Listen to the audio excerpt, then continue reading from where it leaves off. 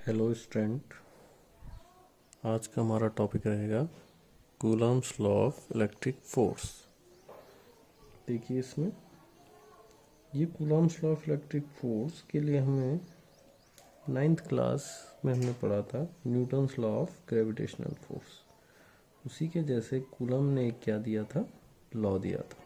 ठीक है, Newton's law of gravitational force act करता है बिटवीन टू मास ऑब्जेक्ट जिनमें आर सेपरेशन है एम टू मास। यहाँ पर हम क्या करेंगे, दो पॉइंट चार्जेस लेंगे जिनका चार्जेस है Q1 एंड Q2।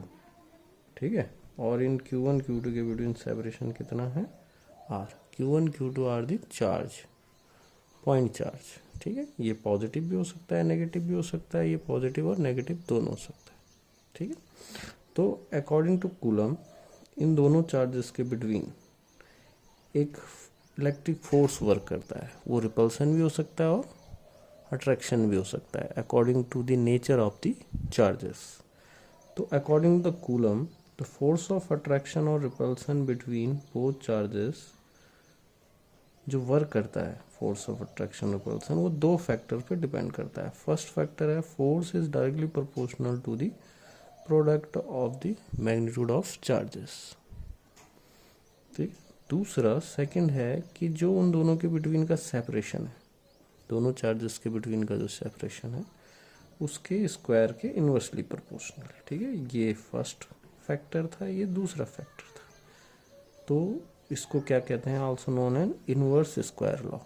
जितना दोनों चार्जेस के बिटवीन सेपरेशन बढ़ेगा उतना ही फोर्स ऑफ अट्रैक्शन रिपल्सन कम हो जाएगा। ये हम एक्सपीरियंस करते हैं मैग्नेट के केस में भी। अगर मैग्नेट नज़दीक है तो फोर्स ऑफ अट्रैक्शन ज़्यादा हो जाएगा अगर उनके अपोजिट पोल एक सामने। ठीक है, अब इसमें हमने दोनों फैक्टर्स को कंबाइन करा फ्रॉम फर्स्ट एंड सेकंड। जब दोनों को कंबाइन करा तो हमारे पास क्या आया, Q1 Q2 upon R square. अब ये प्रोपोर्शनलिटी का साइन जब हटेगा तो हम एक कांस्टेंट इंट्रोड्यूस कर देते हैं small k, Q1 Q2 upon R square. This is the force of attraction और repulsion act between two charge bodies, object, particles, हम कुछ भी कह सकते हैं। सिमिलरली अकॉर्डिंग टू न्यूटन हमने पढ़ा था Gm1 m2 upon R square. ठीक है, तो जैसे यहाँ पे G आया था यूनिवर्सल ग्रेविटेशनल कांस्टेंट, यहाँ पर स्मॉल k आ गया। तो वेयर k को हम क्या बोलेंगे, इलेक्ट्रोस्टैटिक फोर्स कांस्टेंट। ठीक है, अब इस G में ये क्या था, यूनिवर्सल ग्रेविटेशनल कांस्टेंट। ये क्या रहता है, फिक्स्ड रहता है। फिक्स्ड का मतलब होगा कि अगर इन दोनों के बिटवीन मीडियम कोई सा भी हो, एनी मीडियम। ठीक है, बट k का वैल्यू क्या होता है, देखो k क्या करता है, ये किस पे डिपेंड करता है, इसकी value medium present between both charges. ठीक है, nature of medium between both charge. ठीक है, दूसरा एक तो इस पे डिपेंड करता है कि कौन सा मटेरियल है, कौन सा वैक्यूम है, एयर है और अदर मीडियम है। ठीक है, अब जो इसमें दूसरा है वो है system of units in which F, Q1 Q2 and R to be taken। ठीक है, ये इसका है। ठीक है, तो k की वैल्यू पे ध्यान रखना, k की वैल्यू मीडियम पे डिपेंड करती है, g की वैल्यू मीडियम पे डिपेंड नहीं करती है। ठीक है, इसी से हम क्या समझ लेंगे कि electric force between two charge bodies according to medium अलग अलग रहेगा। ठीक है, बट अगर उनके सेपरेशन सेम रहें और चार्ज का मैग्नीट्यूड सेम रहे तो फोर्स अलग अलग हो जाएगा according to medium. But gravitational force क्या होगा, अगर सेपरेशन सेम है, मैग्नीट्यूड ऑफ मासेस सेम है, अलग अलग मीडियम में क्या होगा, लेकिन फोर्स की वैल्यू चेंज नहीं होगी, वो फिक्स रहेगी। ठीक है, नेक्स्ट टॉपिक इसी में हम आगे बात करेंगे वैल्यू एंड यूनिट ऑफ के। सबसे फर्स्ट आएगा यूनिट ऑफ के, जो स्मॉल के है, जिसको हमने क्या बोला था, इलेक्ट्रोस्टैटिक फोर्स कांस्टेंट। ठीक है, तो वी हैव, सबसे पहले अगर हम लिखें, we have force equal to k Q1 Q2 upon R square. ठीक है, तो यहाँ से हमने के को अलग कर दिया, के को यहीं पे रहने देंगे तो क्या बनेगा, F R square upon Q1 Q2। ठीक है, ये के लिए फॉर्मूला बना।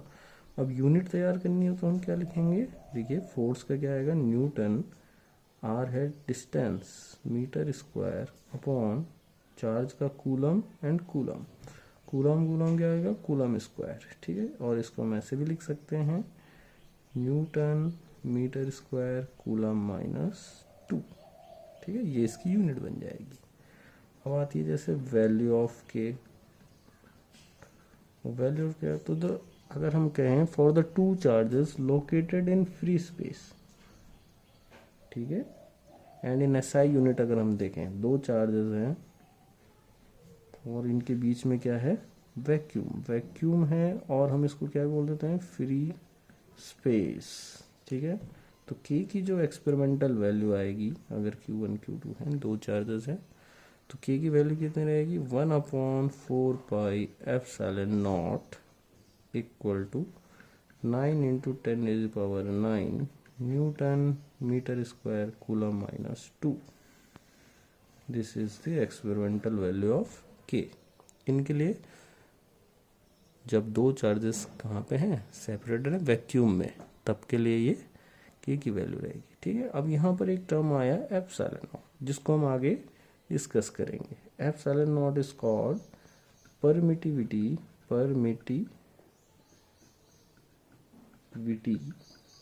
ऑफ फ्री स्पेस, इसको हम आगे डिस्कस करेंगे। ठीक है, ध्यान देना, 4 अपनी जगह कांस्टेंट है, पाई की वैल्यू आपको पता ही है, एप्सिलॉन क्या है, परमिटिविटी ऑफ फ्री स्पेस। अब हम इसको डिस्कस करेंगे कि परमिटिविटी ऑफ अदर मीडियम क्या होता है, परमिटिविटी होता क्या है, ये हम आगे डिस्कस करेंगे। ठीक है, ध्यान देना, value and unit of epsilon, ये भी एक क्वांटिटी बन गई।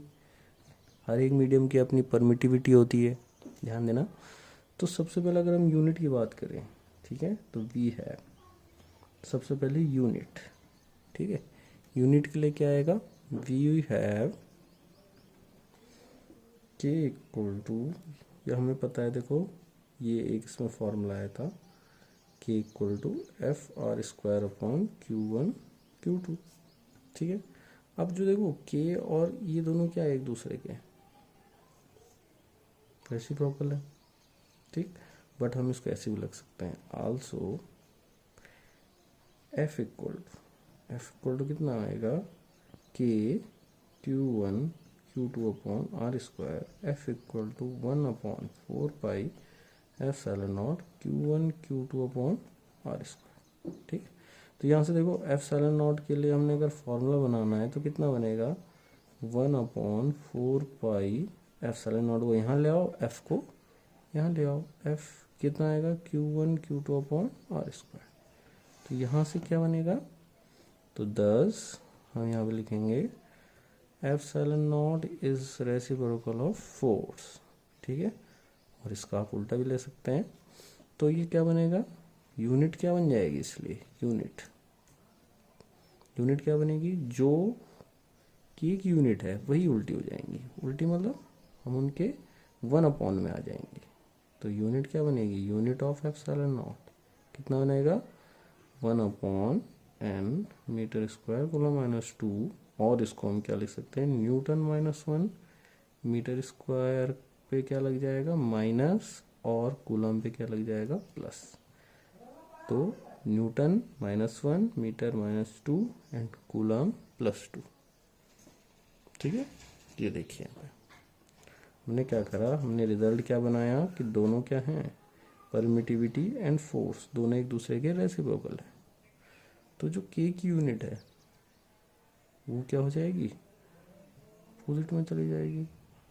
ठीक है, जो के की यूनिट है, क्योंकि के और एफ भी आल्सो, हम यहाँ पे ये भी ध्यान रखेंगे आल्सो कि देख रहे हो इस वाले रिलेशन से, इससे क्या होगा, k is inversely proportional to epsilon naught. ये रिजल्ट आपको याद रखने का पता है, ठीक है।